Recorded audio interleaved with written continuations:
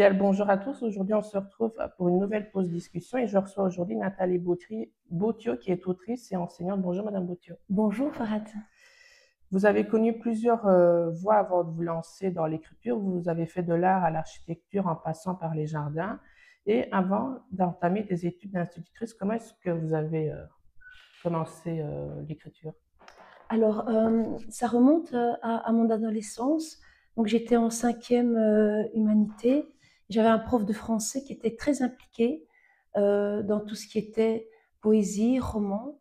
Et donc, elle nous a tout de suite invités, incités à écrire des courts textes, à venir présenter dans la classe. Et donc, ce point de départ a été pour moi très révélateur. Parce qu'au départ, je ne suis pas très à l'aise dans l'oralité et donc ce moyen d'expression avec les mots couchés sur le papier m'a tout de suite aidée. Et qu'est-ce qui vous a donné envie de passer de la poésie au roman?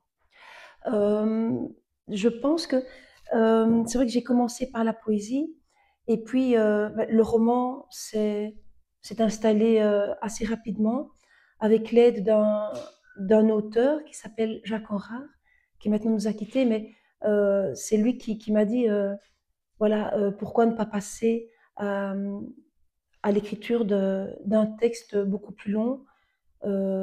Et donc voilà, j'ai tenté l'aventure et ça a bien fonctionné, mais dans le roman, j'ai toujours gardé une part de poésie dans le style, dans mon style.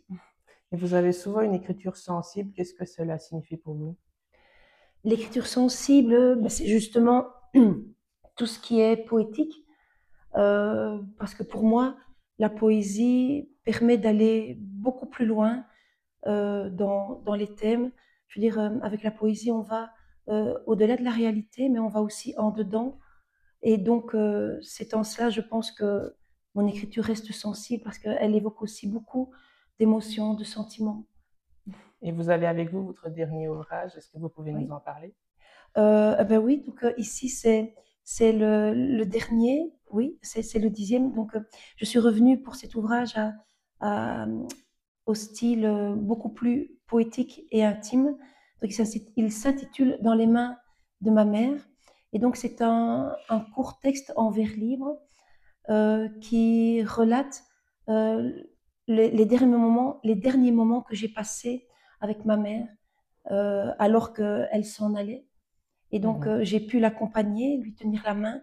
Et donc, à travers ces peaux qui se touchent, je me suis posé beaucoup de questions sur la vie, sur son sens, sur la fin, sur le début.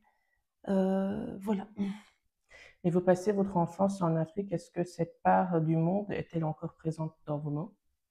Euh, je pense que cette enfance passée en Afrique m'a apporté beaucoup de liberté.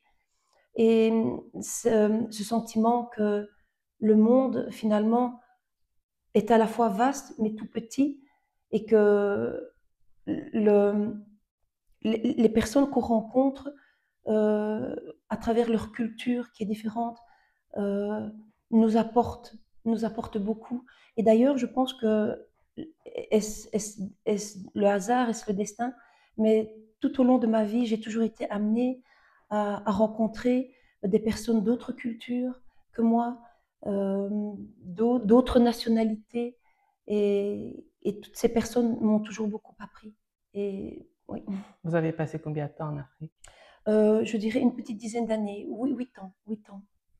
Et comme je l'ai dit en début d'interview, vous êtes aussi enseignante. Que représente la transmission pour vous? Mais je pense que elle est très importante et d'ailleurs dans les ouvrages, je parle toujours de cette mémoire. Donc de cette mémoire qu'on transmet euh, d'abord ben, à nos enfants et puis en tant qu'enseignant euh, à, à nos élèves. Et ça permet de faire perdurer soit des événements, soit des racines aussi. Est-ce qu'aujourd'hui c'est difficile de parler de poésie? D'en parler, Oui. je pense que la poésie restera toujours comme on dit, le parent pauvre de la littérature, parce que parfois, elle pourrait paraître hermétique, difficile d'accès si on n'en a pas les clés, parce que la poésie, elle utilise souvent un langage davantage symbolique. Mhm. Euh, et donc, je pense qu'elle est toujours difficile d'accès. Et oui, voilà. Et dans vos livres, le silence et la lumière reviennent souvent. Que symbolisent-ils pour vous? Le silence et la lumière. Euh, pour moi, le silence est une manière d'entrer en intériorité, c'est-à-dire que on quitte quelque part le chaos du monde, le vacarme extérieur, pour aller au plus profond de soi, au plus profond de l'intime. Oui, voilà, c'est ça que représente pour moi le silence. Et la lumière, pour moi, la lumière, elle est révélatrice. Donc la lumière, c'est comme si elle nous apportait la vérité, même si la vérité est toujours à remettre en question. Et l'écriture, que signifie pour vous? Est-ce que c'est une marche intérieure? Une démarche intérieure, l'écriture. Oui, oui, oui, oui. Euh, quand on, et pour moi, personnellement, quand j'entre en écriture, c'est comme si j'entrais en résistance. Euh, Parce que pour moi, l'écriture est une manière de résister, de s'indigner, de se révolter aussi. Et comment est-ce qu'un texte naît chez vous d'une émotion, d'un mot ou d'une image? Euh, un peu de tout, un peu de tout ça, je dirais. C'est-à-dire que souvent, jaillit d'abord une émotion. Donc ça peut être une émotion de révolte, ça peut être aussi une émotion de beauté. Et c'est vrai que c'est à partir de tout ça que l'écriture arrive. Et que diriez-vous à quelqu'un qui veut écrire? Ah, mais que s'il a quelque chose à dire, il ne doit pas hésiter. Euh, pour moi, euh, celui qui écrit, c'est celui qui a quelque chose à dire, à faire savoir.